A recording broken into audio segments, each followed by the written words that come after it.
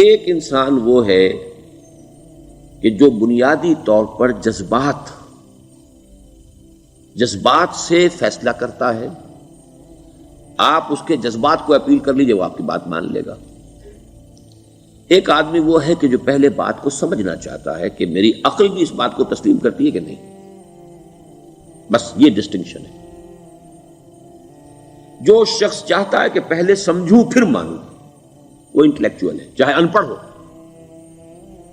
An absolutely illiterate person can be an intellectual and a PhD can be a جذباتی آدمی. PhD ہونے سے کیا ہوتا ہے؟ ایموشنل ہو سکتا ہوں. PhD تو اس نے کی ہے کیمسٹری میں کی ہے، کسی اور میں کی ہے، بہت دیر تک بیٹھا رہا ہے بیچارہ، اور وہ بہت سے اسٹیٹسٹکس جمع کی ہیں، ڈیٹا فراہم کیا، اس کے اوپر کوئی ایک پیپر لکھ دیا، PhD ہو گئی. ضروری نہیں کہ PhD کے اندر کامن سینس بھی ہو. کامن سینس بہت بڑی ریئر سینس ہوتی ہے. It's called common sense but rarely found. اسی طریقے سمجھ لیجئے الٹریٹ شخص بھی، لیکن یہ کہ اگر اس کا مزاج ایسا ہے، اس کی ایک شخصیت ہے کہ وہ پہلے بات کہتا ہے، بلکہ بات پہلے مجھے سمجھاؤ. وہ انٹلیکٹ سے یو کین اپروچ ہم تھرو ہز انٹلیکٹ. یو میں سے کہ اس کے جذباتی سٹرکچر، اس کا ہارٹ، اس کے اور آپ کے درمیان اس کا انٹلیکٹ حائل ہے. You have to go through it. You can't reach his heart except through his intellect. ایک آدمی وہ ہوتا ہے جس کا یہاں کچھ ہے نہیں، کوئی نظریہ نہیں، کوئی خیال نہیں، نہ وہ عقل سے کوئی زیادہ سوچتا ہے، نہ کوئی. آپ نے اس کے اچھی بات کہی، اس کے دل میں اتر گئی. از دل خیزت بر دل ریزت. خلوص کے ساتھ آپ نے ایک بات کہی، بات اچھی تھی، اس کی فطرت نیک تھی، اس نیک فطرت اس بات جا کے اپیل کر گئی. And he starts going with you. میں نے تبلیغی جماعت کا اور ان تحریکوں کا جہاں تقابل کیا ہے کہ تبلیغی جماعت کی جو اپیل ہے ایموشنل ہے، انٹلیکچوئل نہیں ہے. وہ ایموشنلی اپروچ کرتے ہیں، اور جو ایموشنل پیپل ہیں وہ فوراً ریسپونڈ کرتے ہیں، پھر انہیں وہاں سے وہ اچک لیتے ہیں. نکلو اب اس ماحول سے، 3 دن کے لیے آؤ، 40 دن کے لیے آؤ، 4 مہینے کے لیے آؤ، جو بھی آؤ، 3 چلے لگاؤ، تاکہ ایک نئے ماحول میں لا کر ان کی جو ہے وہ ایک خاص قسم کی وہ ذہنی اور ان کی ایک مزاج کی ساخت بنا دی جائے. تو یہ کا طریقہ بہت صحیح ہے. It's very perfect. ان کی میتھڈالوجی میں کوئی لوپ ہول نہیں ہے، یہ میں آپ کو بتا دیتا ہوں. اس لیے کہ آج اس کے شخص کے دل میں ایک اچھا جذبہ ابھرا ہے، اور وہ کل ہو سکتا ہے نہ رہے. یو کیش، ابھی کیش لو، ان سے نقد لو، نکالو بھائی، وقت نکالو، نقد. اور ان کا بڑا پیارا جملہ ہے، گھر گئے تو گر گئے. بڑا پیارا جملہ، گھر گئے تو گر گئے. یعنی یہی وعدہ تو کر لو نا کہ بھائی ارادے تو کر لو.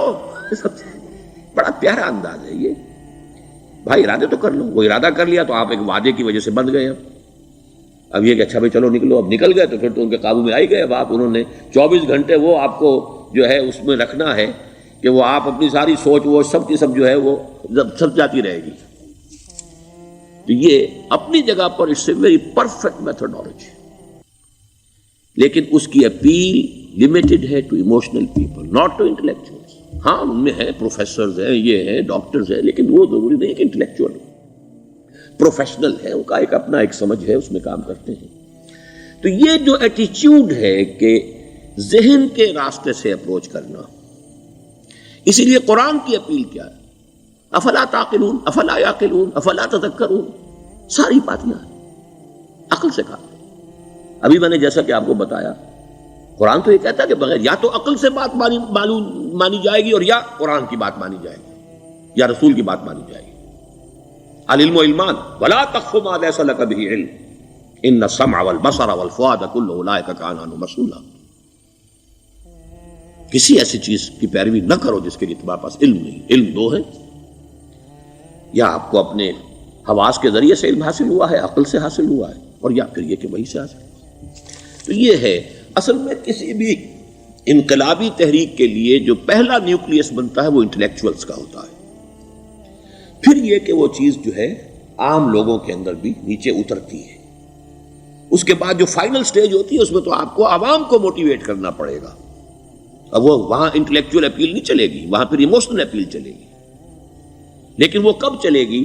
جبکہ ایک مضبوط جماعت ایسی پیدا ہو چکی ہو کہ جو سمجھ کر آئی ہو، علی وجہ البصیرت مان رہی ہو، چل رہی ہو اپنی دونوں آنکھیں کھول کر چل رہی ہو، پھر ڈسپلنڈ ہو، پھر جو کچھ کہہ رہی ہے وہ کر بھی رہی ہو، ایسی مضبوط جماعت ہوگی تو ایک عوامی جو ہے کوئی تحریک اٹھا کر اسے کنٹرول کر سکتی ہے، اسے ایک ڈائریکشن کے اندر رکھ سکتی ہے، ورنہ عوامی تحریک کو کوئی کر سکتا ہے؟ عوامی تحریک خود بخود بھی دائیں بائیں کسی طرح بڑھ جائے گی، جوش اور جذبات کے اندر، تو پھر انسان جو ہے وہ پھر ادھر سے ادھر نکل جاتا ہے، پھر وہ حد اعتدال پر نہیں رہتا۔ اس کو کنٹرول کرنے کے لیے جیسے ریڑھ کی ہڈی ہے انسان کے جسم میں، وہ جب تک کھڑی ہے میرا پورا پوسچر کھڑا ہے، اگر اس میں سے کوئی ایک منکا بیٹھ گیا تو کوب نکل آئے گی انسان کی۔